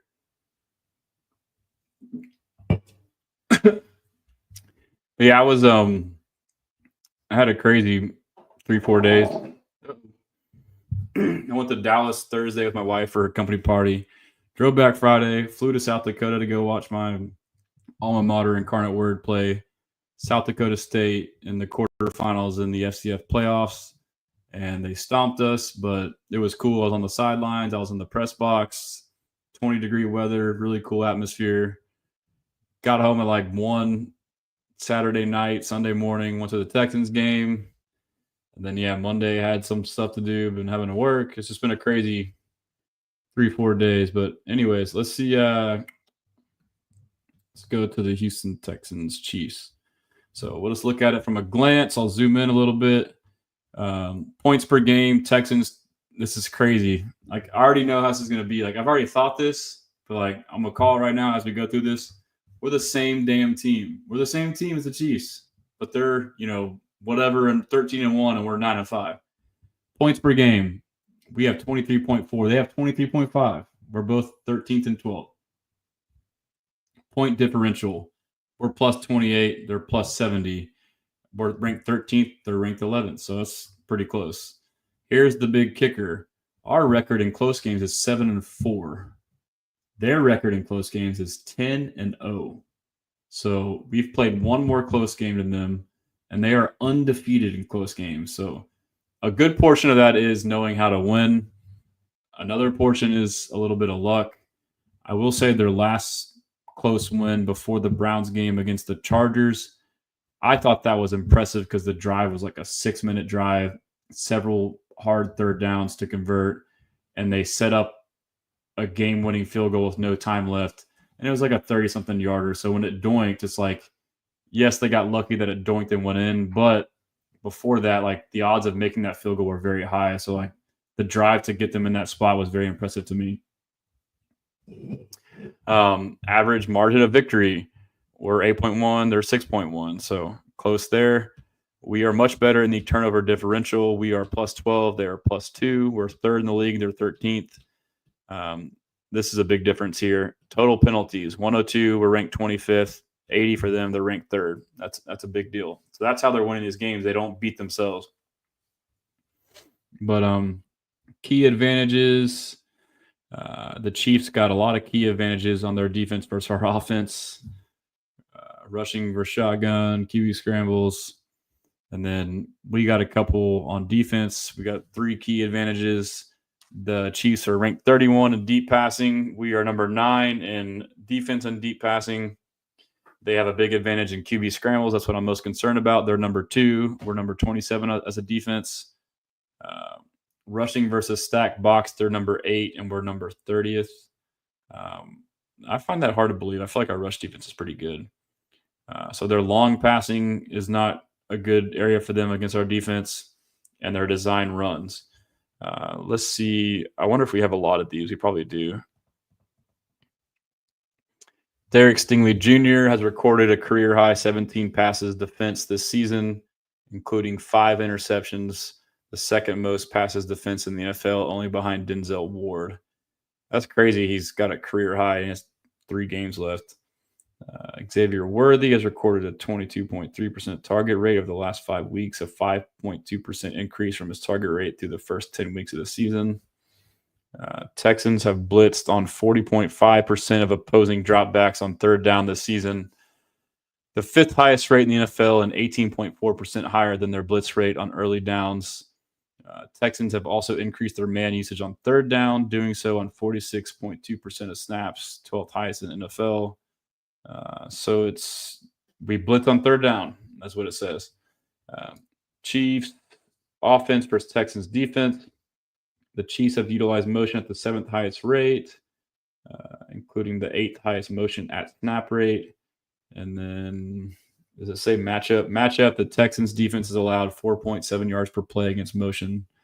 This season's 2nd fewest. Yeah, so surface level for me, I kind of had this thought. I think the game plan will be very similar to the Dolphins in terms of defensive game plan. I feel like the Chiefs' offense is very similar right now. It's the Chiefs' run game is probably better, obviously, but they do throw a lot of these screens and quick pass plays. They have to get creative. They don't really beat you deep. So from that perspective of stopping screens, from swarming, from tackling, that should be the same. And then Carson Wentz is on here. We don't care about that. Tunsil has allowed 8.8% pressure rate this season, 17th lowest among left tackles, but just 2.5 sacks, 11th fewest. That's pretty good. Pat Mahomes against the Texans defense. Mahomes has scrambled to run 32 times this season, recording 284 yards and a touchdown and 19 first down throws. That's crazy.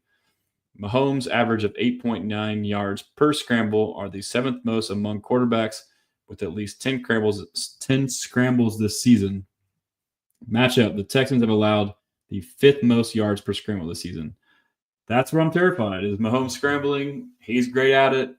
We're not good at defending it. I feel like we never have been. This is something I've watched from him and I admire the most about his game.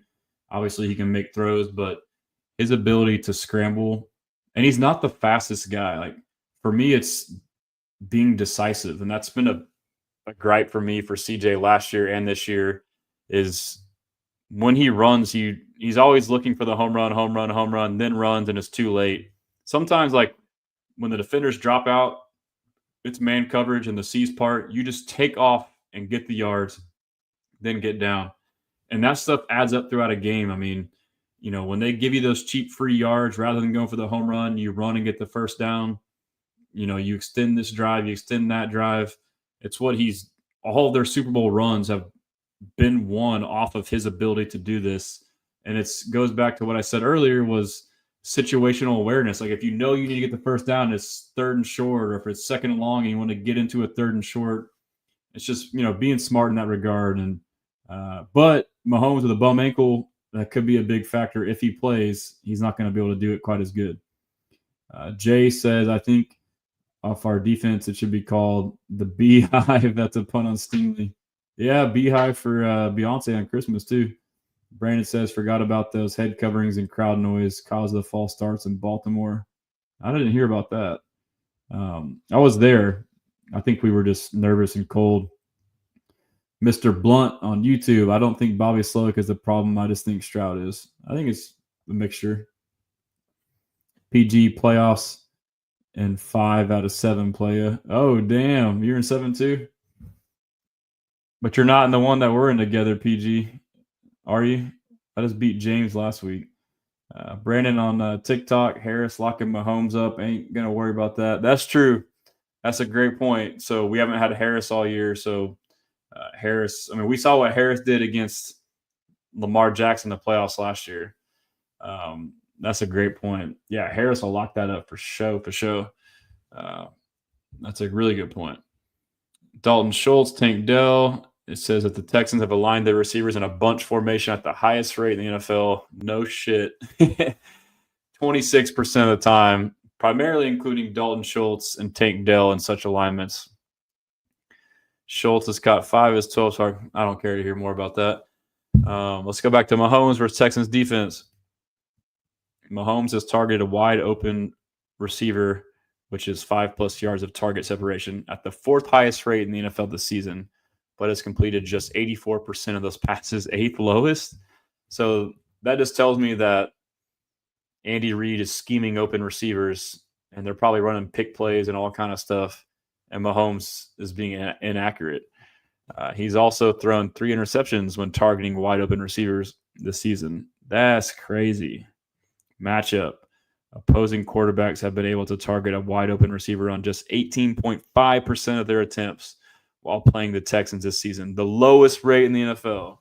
So the Texans secondary is clamps, bro. Like, we're sticky in coverage. Like, we're on that, dude. Like, we're not letting – so Mahomes is used to having receivers wide open. That shit ain't going to happen against us. And even when he does, he doesn't hit them, and he throws picks from time to time. This could be – we could expose Mahomes in this game, bro. I really hope he plays. Mixon versus the Chiefs defense. After posting plus 122 rushing yards over expected through the first 9 weeks of the season, 9th most in the NFL, Joe Mixon has alternated games of positive and negative rush yards over expected since then. I guess that kind of makes sense. It says matchup. The Chiefs have allowed opposing running backs to average just 3.7 yards per carry. Yeah, it's going to be tough sledding for the run game, man. Chiefs offense versus Texans defense. It talks about the Chiefs using 12 personnel on a league high. So that's 1 running back, 2 tight ends, which would be more than likely Travis Kelce and Noah Gray. And it says opponents have matched that with nickel, nearly double the NFL average. However, the Texans elected to match 12 personnel with nickel 80%.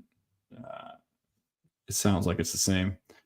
I should have read these before so I would know which ones to read, but Texans offense versus Chiefs defense. Stroud and Nico have connected for 1,400 yards, 9 touchdowns on downfield passes, which is 10+ air yards since the start of last season, second most by any duo. And then it says for the matchup, Chiefs have allowed the 7th lowest, so something's got to give there. Carl Loftus generated a season-high 7 pressures and 2 sacks on 34 pass rushes versus the Browns. You know, good on you. We'll see how you do against Laramie and hopefully not against Blake Fisher. This will be good here. Danielle Hunter and Will Anderson Jr. Hunter, 86 pressures, and Anderson Jr., 50 have combined for 136 this season. 19 more than the next closest duo. That's awesome. Joe Tooney, guard for the Chiefs. He's played 75 snaps at left tackle in Week 15, marking the most snaps at the position in a single game in his career. So they've been doing some musical chairs too. And so maybe their tackle position's getting better. And it says in the game, he allowed 6 pressures on 43 pass block snaps against Myles Garrett. Yeah, so they're still struggling. And then it talks about Texans have reduced the highest pressure rate in the NFL this season and are one of the only 2 teams with multiple defenders generating 50 or more pressures. Chris Jones, he has been effective this season regardless of his alignment, recording an average pass rush get off of 0.72 seconds, 5th quickest. And it says some other stuff. And then, yeah, Texans O-line have allowed 3rd most quick pressures this season, 105. Yeah, that checks out. Allowing pressures in just 2.5 seconds on average. That's just ridiculous. And then Kelce, it basically says that he's averaging just 3.7 yards after the catch this season, his fewest since 2016, since they started tracking, and gaining more yards on expected. So basically, he's not as explosive as what it sounds like. Yep, and his speed is a little slower too. There's just so much good stuff in here. I can't read all of it. There's just too much. I'll be here all night. But yeah, I'll do a quick, we'll go through just quick on the stats, and that'll be it. This is what I really like to do is we need to go by team offense, and then we'll do, it's already probably midnight, huh? 11:40. So yards per game, the Chiefs are 14th with 336 offensive yards per game, and the Texans are 19th with 324. So both, they're they're doing better than us. We've been bad the past couple weeks. We've been bad most of the year, but from a yards per game standpoint. And we'll go to pass yards per game. And we see that the Chiefs are 13th with 224. Texans are 19th with 212. So pretty similar. Rush yards per game on offense. We got, we fell down. We're both right there. 16th are the Chiefs, and we're 17th. 112 per game and 111 for the Texans. So both offenses pretty much middle of the pack in both regards. Quarterback pressure percentage rate, so basically how often you give up pressures. We are the fourth worst O-line, 38%, and the Chiefs are 24th with 30%. But if you listen to the media, they would tell you the Chiefs O-line is the worst O-line in the history of the NFL, and that's why Mahomes is struggling. That's ridiculous. We would kill for that right there. Last thing, defensive stats. We'll look at yards per game allowed. We are fourth best, and the Chiefs are fifth best. We're at 302. They're at 306. Like, this is a matchup of two very similar teams. We got pass yards per game. We got pass yards per game allowed, which will be the Chiefs are 19th with 215. And where are we at? Did I miss us? Wow. And the Texans are 27th. Oh, it's inverted. I'm about to say, damn, hell no. Yeah, hold up. Okay. So we allowed the sixth fewest, 196. Okay. I'm about to say, no, we're not bad. Chiefs are 215. So we got an advantage there on the pass defense. Rush yards per game on defense. The Chiefs are really good. 91 yards per game rush allowed, number 3. We are number 10 at 105, so they got the slight advantage there. And then quarterback pressure rate, we are number 3 in the league at 38.2%.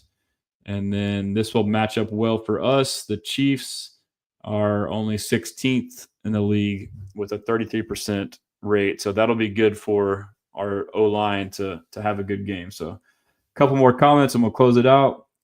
H-Town says, if Texans defense played like it did against the Dolphins and offense plays smart and efficient, we beat the Chiefs 20-17. I subscribe to that 1,000%. I agree. That's spot on, bro. We are thinking just alike on that. Devin on IG says, let's go Texans. Appreciate you, bro. Yep, that's pretty much all we got. Let me make sure TikTok is good. Yeah, again, appreciate all you guys tuning in. I'm beat. I've been streaming for a while. I'm tired. Been a long day. Appreciate all y'all. Once again, if you are looking to do something Saturday, come out to Tejas Brewery for our watch party. We're doing a toy drive as well. Bring a toy unwrapped. We'll have a lot of content creators there. I'll be selling merch. We have a bunch of people there, other fellow content creators. So it would be nice to meet all you guys. I appreciate all the support. If you could follow me on all the other platforms, Facebook, Twitter, Instagram, YouTube. Even if you don't check it, it would help me. I appreciate it. And at the very least, if you could subscribe to my newsletter, my website, HoustonStressans.com. It's right on the top, free newsletter. That would help quite a bit too. But I appreciate you guys. Be blessed. Take it easy. Cheers.